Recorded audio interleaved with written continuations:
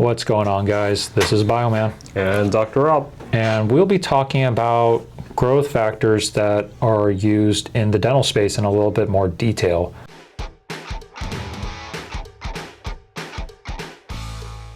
So I've worked with growth factors a lot during my PhD for bone regeneration, and I feel like there's a lot of parallels to the growth factors used in dental regeneration, as really more or less the goal in dental or even periodontal regeneration is, and I'm going to oversimplify this, you see a hole in the tooth or the bone structure, we put a growth factor in there, and we use that growth factor or gel or whatever to recruit cells at the site and form new tissue. Yeah. Of course, I know that's an oversimplification, so maybe you can give us some more details as to like what kinds of growth factors are used in the field, what happens during dental regeneration, and why biologics are especially so exciting in the dental space. Yeah, so I think for our tooth engineers fam, let's take a step back. So we always take a lot of steps back. I think we have to, right? There's a lot we got to talk about. Repetition is key to making sure that you guys retain this information. We're going to continue to repeat this so that you guys are, absorb this. We'll make a shirt that just says we'll take a step back. Yeah, why not? Yeah. Merch coming soon. Yeah. Work in progress. Yeah. But and penis. But growth factors could be a subset of biologics, right? Biologics encompasses pretty much everything related to growth factors, pharmaceuticals. Living medicine, basically. Right. So let's not say living medicine, it's just medicine coming from living things. Yeah. So. So growth factors are basically signaling molecules that stimulates the cells to respond a certain way. Mm-hmm. Is that a good way to put it? Yeah. Yeah. That's a good way, yeah. So in dentistry right now, as of 2026, there are a couple growth factors that are commercially available for dental in quotations purposes. I think the most common one would be the BMP, BMP2. Right. That is bone morphogenetic protein 2. And that is a very common growth factor utilized to enhance bone formation. So it's a surgical supplement, so that if there's a huge defect area where you've lost a lot of cells, you mix the bone and then incorporate the BMP, the growth factor, into that, and then you cover up the tissues to regenerate that site. Mm-hmm.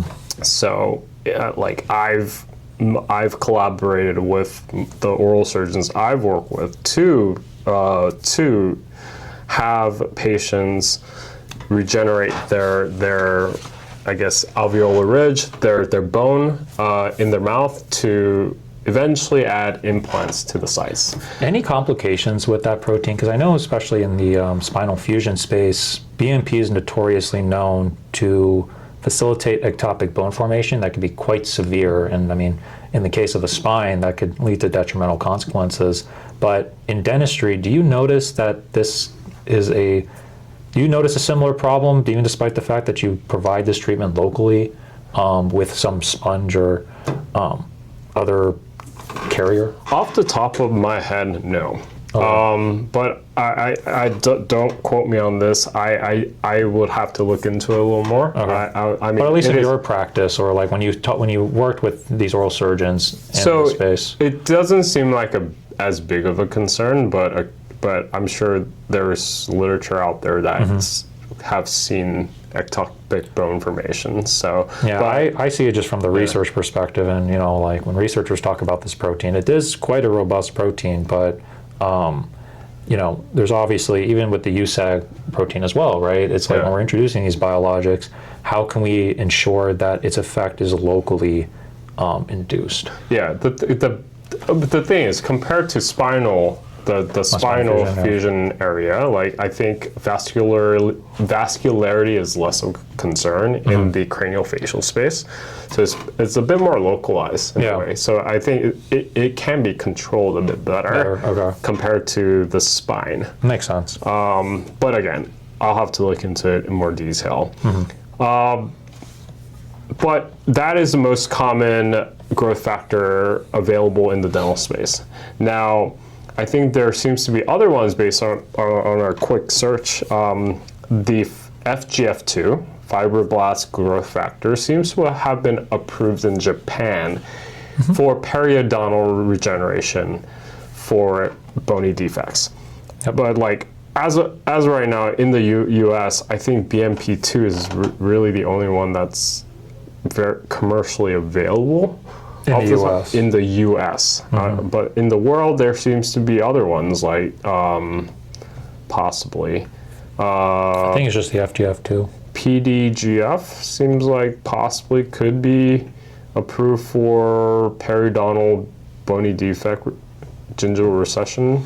Well, I do know they do blood, what do you call it? They do blood separations to extract PRP and PRF. That's a little different. Like, yeah. But do they do that in the dental space? They do. Okay. Yeah, you can prepare a chair side, centrifuge it, and then like put it in too. That is utilized in the dental field. So it does exist, but I guess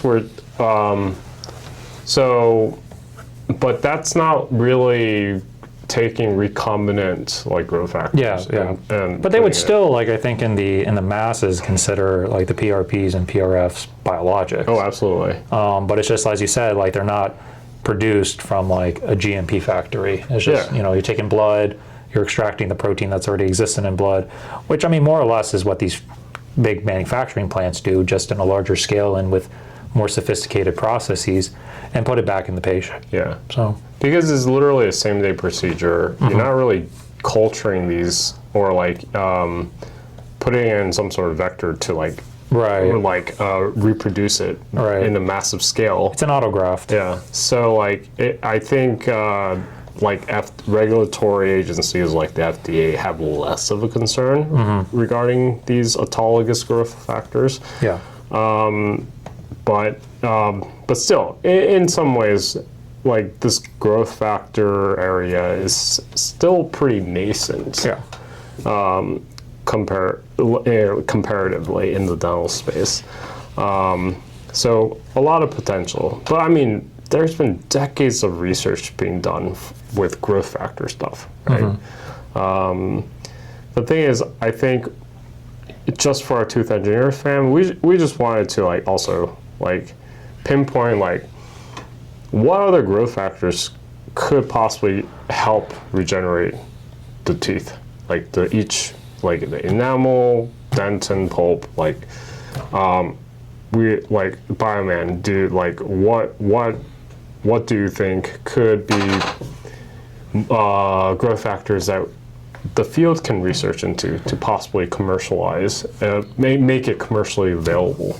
Well, I can just say from the forefront, I guess we can sort of start with what we've already talked about. So we have the enamel regeneration paper. Even though it didn't use a protein, it used an amelogenin, or I believe it was amelogenin. That's the protein that's derived from, enamel producing cells that created those mineral, those epitaxial crystals. Yeah. So that's a protein that's for the enamel layer that's exciting and continuing to be developed. We have dentin matrix protein 1, which is another kind of, it's a very expensive protein. It's only available for research use, but something that I think is a very good direct, I guess, dentinogenic factor that literally facilitates conversion of pulp cells into dentin.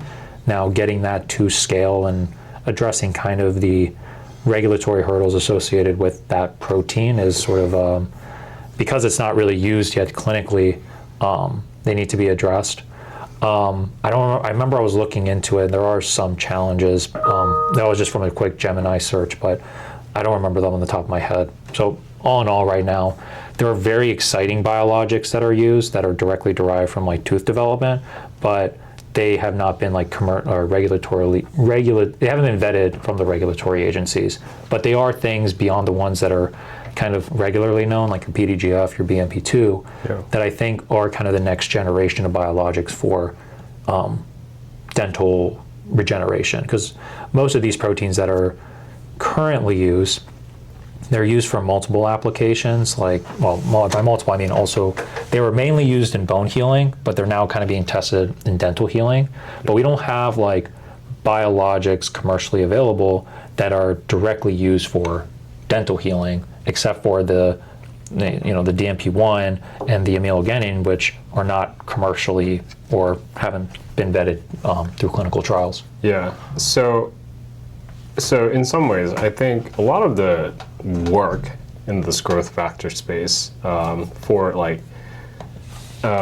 dentistry seems to be stuck in like the in vitro stage and then like early clinical trials. Like I would just even preclinical. I don't think any of these are in clinical yet. Like yes, preclinical as in small animal, possibly large animal model studies. Right.